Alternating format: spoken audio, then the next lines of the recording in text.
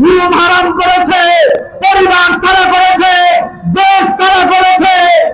মাত্র একদিনের মাথায় ৩৬শে জুলাই তারা ১৪ গোষ্ঠী বাংলাদেশ থেকে পালিয়ে তাদের স্বামীর দেশে গেছে।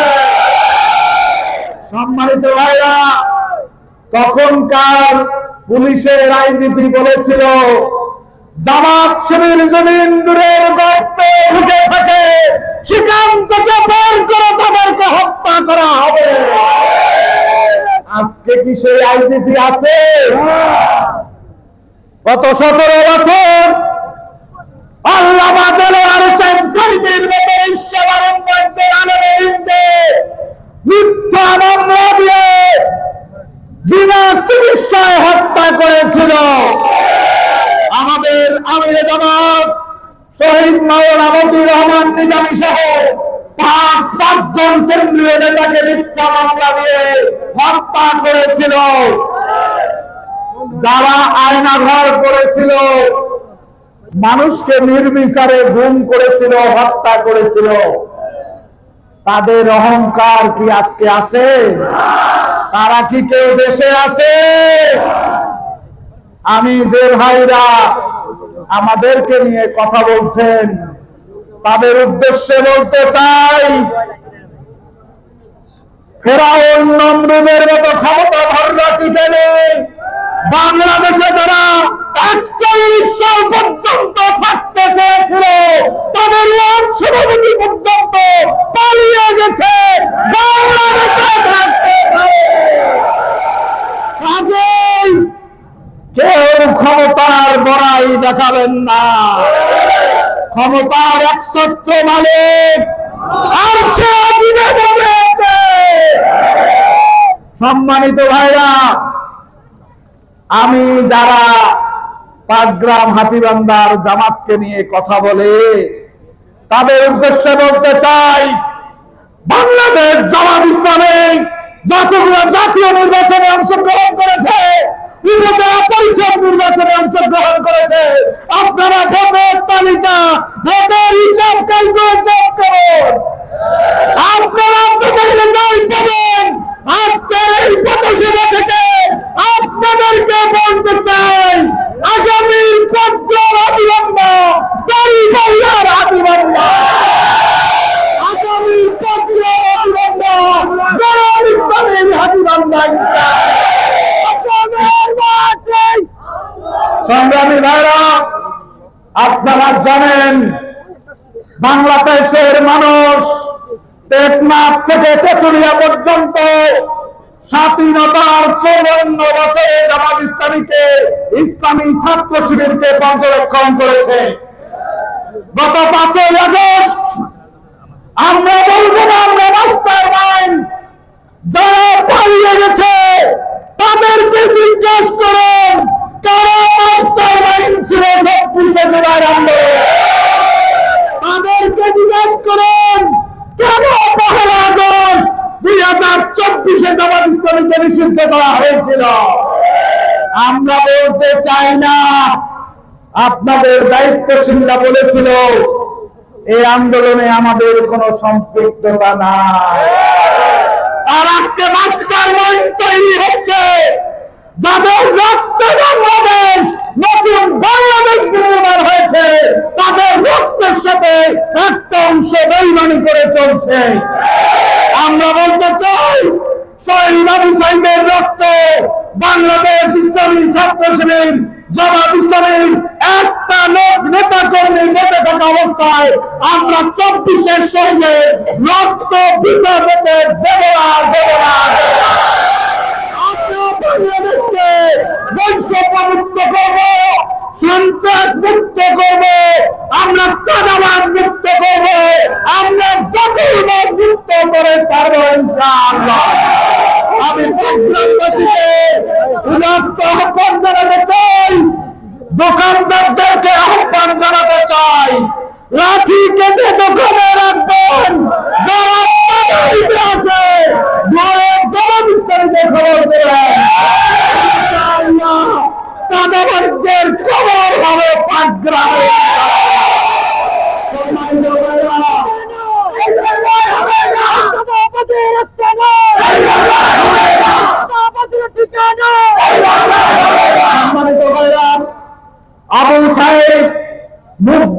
2000 শহীদ জীবন দিয়েছে বাংলাদেশকে কি চাঁদাবাজদের হাতে তুলে দেওয়ার জন্য? তারা যুদ্ধ করেছে, জীবন দিয়েছে বাংলাদেশে সুশাসন ফিরিয়ে নিয়ে আসার জন্য। আপনারা কি সেই সুশাসন যতক্ষণ পর্যন্ত কায়েম না হবে, আপনারা কি শহীদ আবু সাঈদ, শহীদ মুগ্ধর জন্য জীবন দেওয়ার মতো প্রস্তুত আছেন? তারা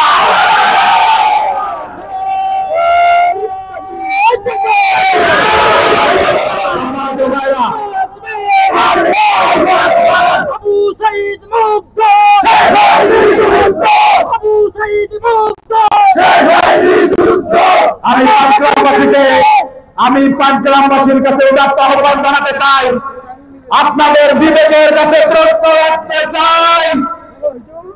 স্বাধীনতার 54 বছরে বাংলাদেশ ইসলামী ছাত্র শিবির কিংবা বাংলাদেশ জামাত ইসলামীর কোন নেতা কর্মীকে দিয়ে আজ পর্যন্ত কোথাও চাঁদাবাজির কারণে গণপিটুনি খেতে হয়েছে? ছাত্র শিবির জামাতের কোন নেতা কর্মীর হাতে মাদকের বোতল দেখতে হয়েছে? বাংলাদেশ জামাত ইসলামী ছাত্র শিবির কারো নিরীহ কৃষকের জমি দখল করেছে কেউ বলতে পারবে? আমরা 5ই আগস্টের পর অনেকেই স্বীকার করেছিল যে আন্দোলন ছাত্র শিবির বিভিন্নভাবে সহযোগিতা করেছে। সাদিক কায়েম এটার মাস্টার মাইন্ড ছিল। শিবির এই আন্দোলনকে বাধা দিয়েছে, হাসিনাকে দেশছাড়া করেছে, কিন্তু এই ক্যাবিনেট না নিয়ে 5 তারিখের পর থেকে টেকনাফ থেকে তেঁতুলিয়া পর্যন্ত বাংলাদেশের নিপীড়িত মানুষের পাশে এসে দাঁড়িয়েছে। কাজেই একটি সুশাসন সাম্য ঐক্যের বাংলাদেশ গড়ার জন্য আমি প্রাণপ্রিয় পাটগ্রামবাসীকে উদাত্ত আহ্বান জানাবো যে বাংলাদেশে টেকনাফ থেকে তেঁতুলিয়া পর্যন্ত বাংলাদেশের মানুষ দাঁড়িয়ে আছে। বাংলাদেশের মানুষ ভোটের জন্য অপেক্ষা করছে। ইনশাআল্লাহ নীরব ভোট বিপ্লবের মাধ্যমে আগামী সংসদ জামাত ইসলামীর মাধ্যমে গঠিত হবে ইনশাআল্লাহ। সংগ্রামী ভাইরা, আমরা কথা শেষ করতে চাই এই বলে আমরা বাংলাদেশের মন্ত্রণালয় চালিয়েছি, 2 জন মন্ত্রী 3টা মন্ত্রণালয় চালিয়েছে। বাংলাদেশের ইতিহাসে স্বাধীনতার 54 বছরে দুর্নীতিমুক্ত 3 মন্ত্রণালয়ের মতো আর কোন মন্ত্রণালয় ছিল না। সে মন্ত্রণালয় চালিয়েছে শহীদ মাওলানা মতিউর রহমান নিজামী, শহীদ আলী হাসান মোহাম্মদ মুজাহিদ।